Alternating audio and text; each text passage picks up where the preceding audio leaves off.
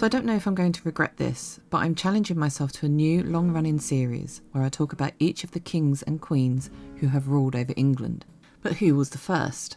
A lot of people will say William the Conqueror after 1066 and the Battle of Hastings. And while we have to thank William for the changes he brought to the country in terms of our language, class system and culture, he doesn't hold the title of England's first king, despite a lot of royal timelines making that look like it was the case. For that we have to go back before the Norman takeover and look at the Anglo-Saxons. How many of those do you know?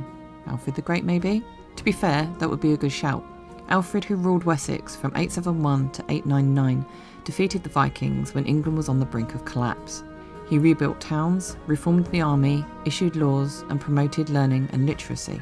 Alfred also began calling himself the King of the Anglo-Saxons, not just the King of Wessex. For many, that sounds like the birth of England, wouldn't you agree?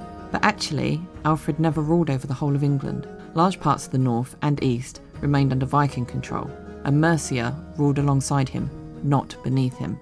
Alfred may have laid the foundations, but he didn't actually unite the country. That came with his grandson, Æthelstan. Born around 894, Æthelstan became king in 924. In 927, he conquered York, the last major Viking-held kingdom.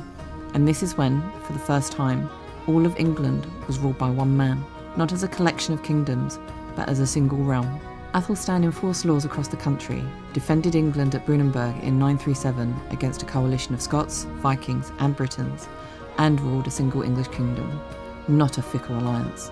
That's why many historians say Æthelstan was the first true king of England. And this is where our series begins. We'll be exploring every king and queen of England, starting with Æthelstan, and following the crown through conquest, crisis and change. Because before England was universally recognised, it had to be united. So who would you call England's first king? Follow to make sure you don't miss the evolution of the monarchy as well as this series.